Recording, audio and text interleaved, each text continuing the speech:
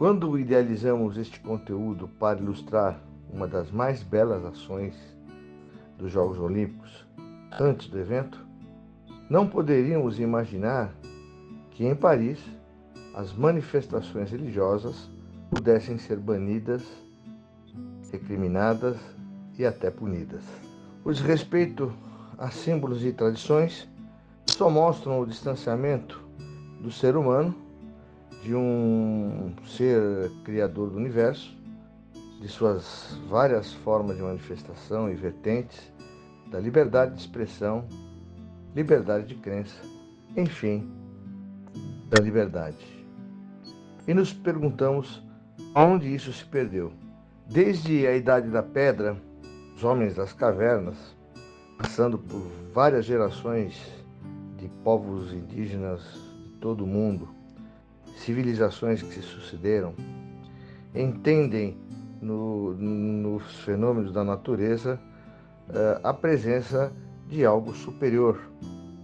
Mesmo os ateus ou agnósticos que procuram uma compreensão racional percebem a presença de fenômenos que não podem ser negados. Vulcões, ventos, sol, eclipse, lua, ciclos, são acontecimentos harmônicos que se repetem e que muitas vezes são ligados a deuses, espíritos, entidades. Faz parte da cultura milenar dos povos. Os jogos, além da integração cultural, linguística, política e ideológica, é também a oportunidade de pacificação entre os povos através da religião. Por que isso se perdeu? Qual é o significado da palavra ecumenismo e qual a sua relação com os Jogos Olímpicos? Presta atenção nessa história que é bem interessante. O ecumenismo é a busca da união, da comunhão e da harmonia, apesar das diferenças. É o processo ou a tendência à universalidade da união, sendo que esse sentido é mais restrito, pois procura reconhecer e respeitar a diversidade de cada igreja ou religião. Concilia, congrega, une pessoas de diferentes religiões. Daí, nos referimos ao culto ecumênico, que reúne pessoas com diferentes ideias, crenças e perspectivas. O termo ecumênico provém da palavra grega oikumenikos, adaptada do latim oikumenicus, e significa mundo habitado ou habitável. Tinha o sentido de povo civilizado, de cultura aberta, tanto do ponto de vista da civilização, como do ponto de vista geográfico. Daí, tendo como sinônimo a palavra universal, e que define a tendência à união de todas as igrejas numa só, justificando a frase: o universo conspira a nosso favor. Num sentido lato, pode-se designar a busca da unidade entre as religiões. É interessante saber que com a conquista do Império Romano, o termo ganha uma conotação também política. Já no cristianismo, a palavra é utilizada numa perspectiva espiritual. A terra habitada passa a ser considerada obra de um ente divino, tornada habitável pela colaboração humana. Assim, assume a conotação de uma tarefa a realizar. Já a palavra religião vem do latino relicare, religar, que significa a ligação do ser humano à divindade. Daí a palavra relicário. Feitas as considerações sobre esses aspectos, afinal, aonde conectamos a Olimpíada com a visão plurirreligiosa dos Jogos? Vamos lembrar que a Grécia foi o berço de múltiplos deuses que carregam mitos e lendas belíssimas, representando cada uma delas um significado da existência humana, e que, ao longo dos séculos, foram sendo incorporadas por várias religiões pelo mundo. A Grécia foi o berço dos Jogos Olímpicos e os deuses eram evocados pelos competidores e governantes da cidade-estado de então, que obviamente almejavam a vitória para provar uma possível superioridade de uma cidade em relação a outra. A chama olímpica da pira e da tocha é acesa por uma fagulha divina no Monte Olimpo, morada dos deuses, mas aí já é um assunto para um outro vídeo. Podemos então afirmar que há mais relação entre a Olimpíada e o divino do que as pessoas possam imaginar. A Olimpíada é um encontro marcante para atletas, médicos, técnicos, fisioterapeutas, dirigentes e todas as delegações que participam da família olímpica.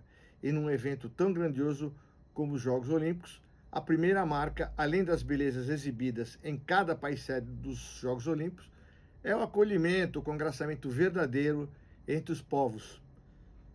Quem vivenciou isso sabe que é um momento único que reflete o real estado de espírito que existe nesse evento. Sabemos que é um acontecimento com presença de pessoas de todas as nacionalidades, e não só aquelas que vieram competir, mas também aquelas que vieram trabalhar, enfim, que vieram assistir, voluntários de todas as partes do mundo, jornalistas, aficionados e assim por diante. Ou seja, o mundo todo estará presente neste acontecimento. Esse evento é marcado pelo encontro de pessoas de várias culturas, etnias, religiões diferentes, ideologias, enfim, hábitos, costumes, realmente uma diversidade muito grande. Enfim, é um grande momento para desenvolver um maior diálogo entre as pessoas, sobretudo neste momento histórico de conflitos que vivemos no cenário mundial. A diversidade cultural refere-se aos diferentes costumes de uma sociedade, entre os quais podemos citar vestimenta, culinária, manifestações religiosas, tradições, entre outros aspectos. A tradição e sua presença na sociedade baseiam-se em dois pressupostos antropológicos: as pessoas são mortais e a necessidade de haver um nexo de conhecimento entre as gerações. Os aspectos específicos da tradição devem ser vistos em seus contextos próprios, cultural, a tradição religiosa, a tradição familiar, e outras formas de perenizar conceitos, experiências e práticas entre as gerações. A tradição toma feições peculiares em cada crença, que muitas vezes é passada de pai para filho, de geração para geração. E como eu disse, há uma incorporação de rituais, lendas, mitos, histórias e assim por diante. Pode-se destacar a presença da tradição dos grandes grupos religiosos, como as religiões indígenas, religiões africanas, o espiritismo, o judaísmo, o cristianismo, o islamismo, hinduísmo, budismo, confucionismo, taoísmo, zoroastrismo, shintoísmo e tantas outras. E é por isso que eu tenho uma história maravilhosa que vi nos Jogos Olímpicos, em que participei, e até é o motivo desse preâmbulo, dessa explicação desses aspectos. Pouca gente sabe, mas na Vila Olímpica disponibiliza-se um espaço especificamente para que os membros da família olímpica busquem auxílio espiritual através de religiões e crenças de várias matizes e pensamentos. Certa feita, num dos momentos livres, eu estava passeando pela Vila Olímpica, conhecendo seus detalhes e características, né? Prédios, as cores das bandeiras, os uniformes, enfim, era realmente uma coisa maravilhosa, aquele congraçamento, aquele vai e vem de pessoas de vários países, de várias culturas. Quando eu me deparei com uma grande sala em um dos edifícios em que se encontravam vários símbolos religiosos na porta de entrada, o que me chamou a atenção, e curioso como sou, entrei para conhecer. Maravilhosamente, vi uma roda de bate-papo como se fosse uma resenha entre amigos.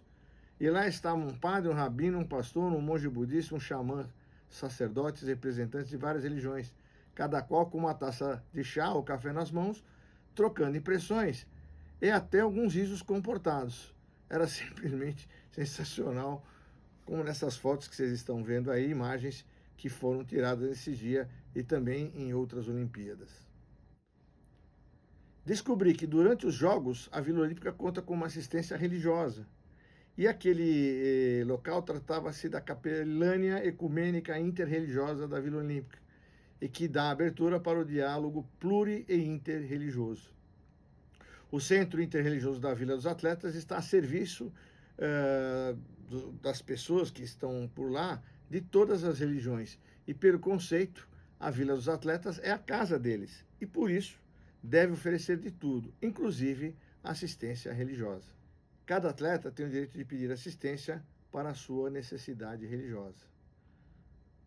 Por lá, durante 24 horas, se encontravam sacerdotes, padres, monges e gurus das várias vertentes. Isto sim era o verdadeiro ecumenismo, a paz entre os povos. E claro, aproveitei para dar um pitaco naquela roda e participar daquela conversa. Senti realmente a presença de algo a mais e por lá fiquei por horas, ouvindo histórias e falando também sobre o Brasil. E curioso que um desses religiosos me perguntou sobre as religiões afro-brasileiras. É interessante como ele tinha já algum conhecimento e perguntava. Obviamente, eu não tinha todas as informações, mas eu pude, enfim, explicar um pouquinho sobre a influência, né, dos africanos, né, nesse aspecto religioso do Brasil. Durante a conversa entre essas pessoas, todos se referiam à divindade ou ao divino.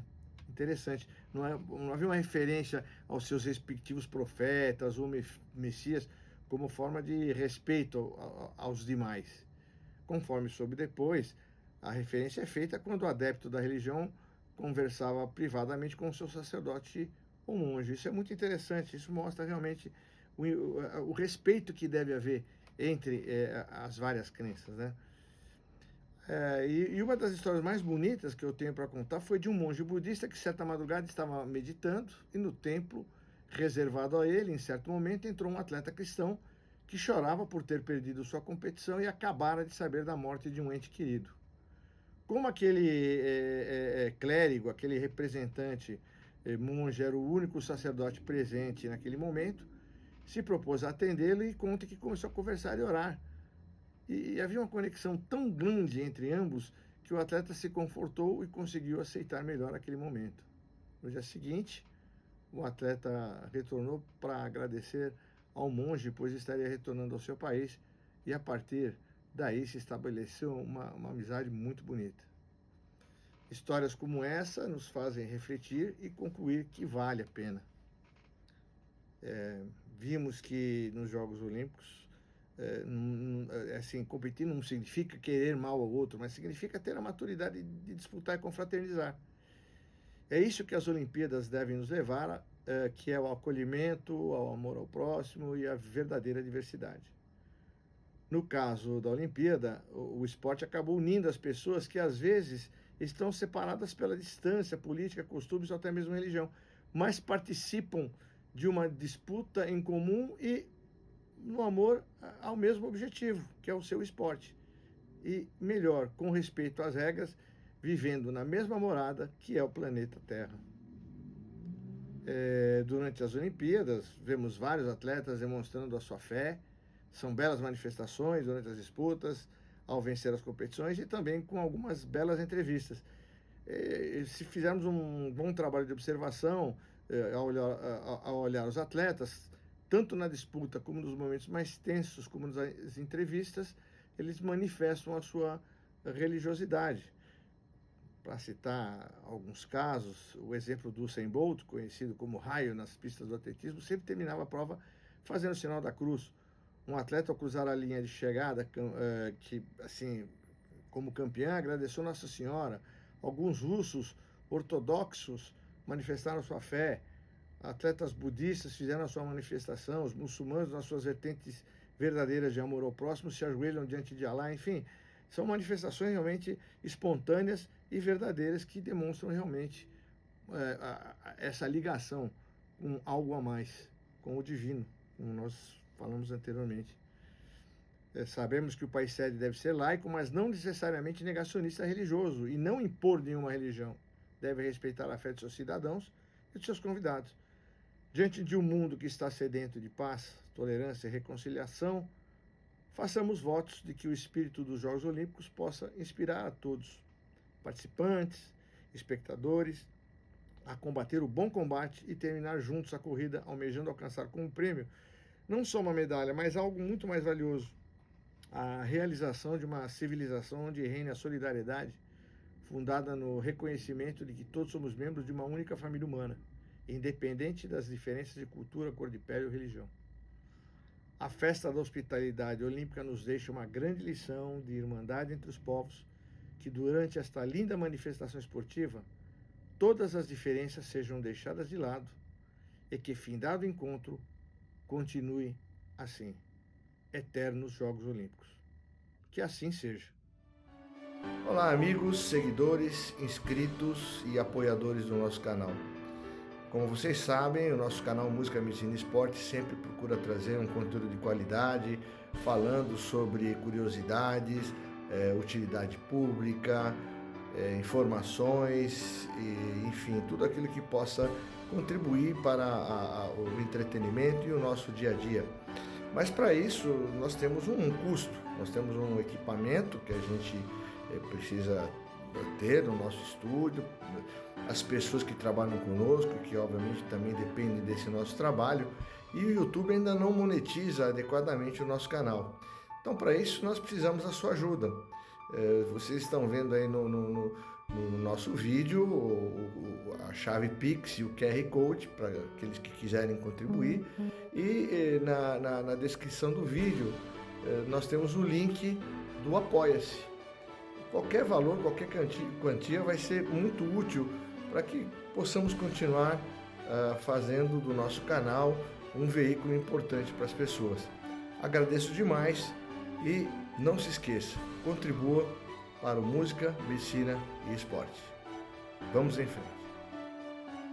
Em francês, rendezvous significa reunião, mas parece que o significado se perdeu. Não é mais o mesmo. Uma pena.